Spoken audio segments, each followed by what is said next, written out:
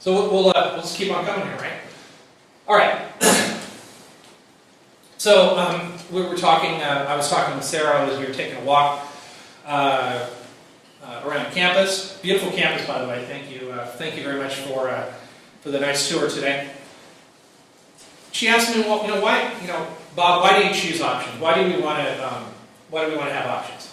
Options will give you an enormous amount of leverage over stocks, and we're talking not small leverage. We're talking 10, 12, 13, 15 to 1. And I'll give you some examples of what I mean by that. You can limit your losses with options. Define your risk. Defining your risk, because options are a cash-only vehicle, which means if you put $2,000 up, that's the most you can lose. You can't lose more than $2,000 maybe on one trade or a couple of trades. Okay? If you buy stock, right, you can leverage that. You can margin. Everybody know what margin is? It means borrowing money against other stock, or you can leverage that. So let's say you wanted to buy, let's say you had $100,000 and you wanted to buy $200,000 worth of Apple. You could do that, right? You basically borrow against the shares that you buy, but if the stock comes down, then your leverage works against you, doesn't it? Moves against you. Options actually have their own built-in leverage. You can manage trades with a lot less emotion. I often talk about options trading because options are by definition a short-term vehicle. You can lose that emotion in a very quick way, whether you're up or down on an option. I mean, oftentimes if I lose on an option, I just want to get rid of it. I want to cut it. I don't want to look at it. I don't want to look at a losing trade on my screen day after day after day until it expires. I mean, I've even gone to the extreme of I will pay my broker to get that off my screen. I will pay. The option may be trading at a nickel. If I got in at like $2 and it sunk, and I got 2 weeks left to go, I will call a broker up and say, I'll pay you to get it off my screen. I'll pay $10 to get it off. I don't want to look at it. Out of sight, out of mind. I'm not about negativity, and that if I wake up in the morning and I have to look at that, I'm like, oh, really? Really? Like, remind me of that move? Come on. You can create a system for trading. Options actually offer you a lot of flexibility, a lot of different things you can do. Now, a lot of things that we'll talk about today are just doing long options, long calls, long puts. These are directional bets, but we can also talk about the flexibility that's offered if you have a portfolio. You can hedge the market risk off by using options, by selling options. A lot of people, are really hesitant to do that. The first thing in their mind is that, well, if my stocks are, if I'm long stocks and I think the market is going to go up, I think my stocks are going to go up. Isn't it counterintuitive to say to buy some protection against the market going down? Let me ask you a question. If you own a house, all right, and you don't have any fire insurance or something like that, and all of a sudden your neighbor's house is on fire, the roof is on fire, are you all of a sudden calling your insurance agent and saying, I need some insurance right now. My house is going to be on fire in about 5 minutes. Can I get some insurance now? Of course not. You buy that insurance ahead of time, right? Insurance is a great thing to have when you have a portfolio of stocks for a just in case, right? We had a situation back in 2008 where the financial crisis really hit the stock market hard. Okay, I would actually explain it as what is called a 100-year flood. There was a 100-year flood that hit the markets. All the planets were aligned for the markets to get taken down, and they did. Okay, there was a lot of that going on with the mortgage crisis, the financial crisis, and then when you throw on top of that the Bernie Madoff situation, which happened like right at the end of 2008, and a lot of people were selling. A lot of people were distrustful of investments and investment managers and hedge funds and that sort of stuff. You throw all that together in the mix. No wonder the markets went down some 60 or 70%. Over about a 7-month time period, from September up to March. So the point of the matter is, options can not only give you a chance to great deal of leverage to take advantage of a market rise or a market drop, but it can also provide you with that insurance just in case. Just in case. So just a really quick, really quick here on option. I call this options trading boot camp. Everybody, I want to have everybody on the same page. It's familiarity with options terminology here. Call options. You buy a call option and you want the stock to do what? To go up, right? A put option, just the opposite. You're buying those because you believe that the stock is going to go down.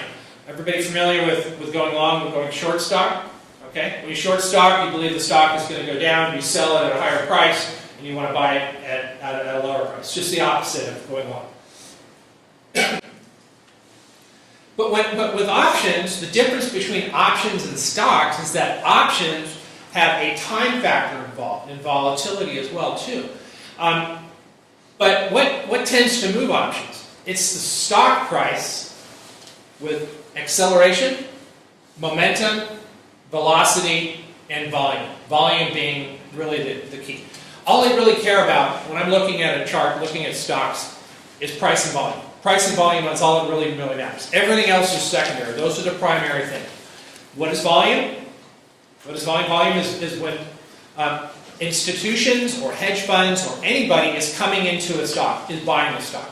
Okay? And everybody understands the basic principles in economics of supply and demand, right? Everybody knows supply and demand.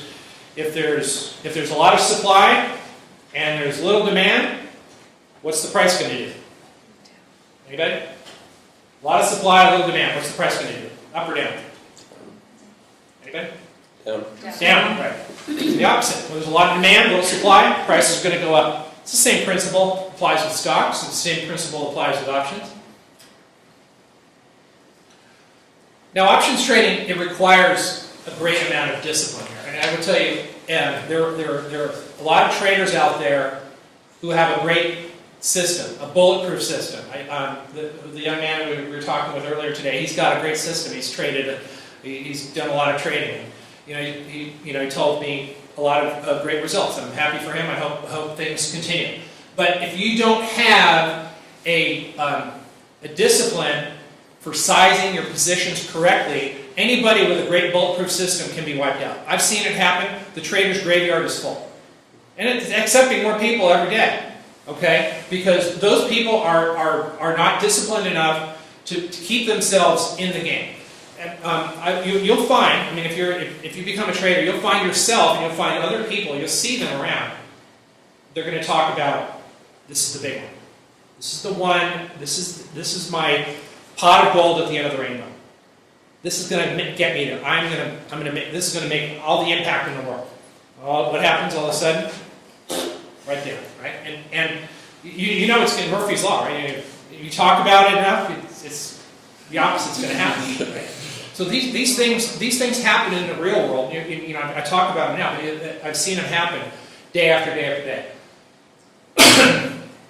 So size matters. In this case, size being under control, understanding how much risk you can take. In my explosive options portfolio, okay, I have about $180,000 is total portfolio, right? $190,000, right? Each position is about 2%, roughly 2%, maybe 2.5%. That's it. So that allows me in some cases it's a little bit less. Maybe I'll start up a little bit more. So you think about that for a minute. So it's a 2% position on $180,000. It's $3,600, right? Doesn't seem like that much. But I can expand myself to 10 positions, 20 positions. I can put 20 positions on at $3,600 a piece. Okay, so that's $72,000. I've still got more than 50% of my cash left, and I've got some exposure. Okay, I won't let any one particular trade blow me up or kill me. I won't let it happen. Okay, because that's not good risk management, and that's not good position sizing. And we all realize that trading is not a game of perfect. Losses are always going to be part of the game. If you seek perfection in trading, you're in the wrong business. You're going to end up eventually being a loser. I think options trading, again, has that stigma about it that people believe that it's more like gambling. I think those people who believe it's like gambling don't really understand the mechanics about options trading. There's a lot of flexibility. I mean, I wrote one of my ebooks, which I'm going to share with you guys a little bit later on to get the link. You have options with options. That was my, yes, you do have options. That's what it's called. It's sort of a play on the word. But it's true. You do have a lot of flexibility. You have options when you do trade in this market. So learning the basic. What I tell you is it's not all perfect. I mean, oftentimes my trades don't end up winners immediately. Sometimes they end up losers eventually. You have to know which is the right option to buy, which is the right option to buy, which is the right strike, which is the right one. When to sell your option. One of the things we'll talk about selling a little bit later on. It is the most underrated action that you believe. One of the reasons why people don't know how to sell is because their ego gets in the way. What do I mean by that? Their ego. You feel like, you know what? They get into a trade. Maybe they bought a call option at $3. Now it's up to $5. Boy, it's got to go to 10, right? 5 to 10. And I'm the most brilliant, best option picker on the planet. I can't believe it. I'm just so good. And then all of a sudden, a couple of days later, that option's he's trading, he's selling it at 1. So those things, these things happen. I mean, it's not necessarily about karma. It's not necessarily about luck or something like that. It's about a mentality. Okay, and it's about doing the right thing over and over and over again. The right thing is not the popular thing. I'm telling you that right now.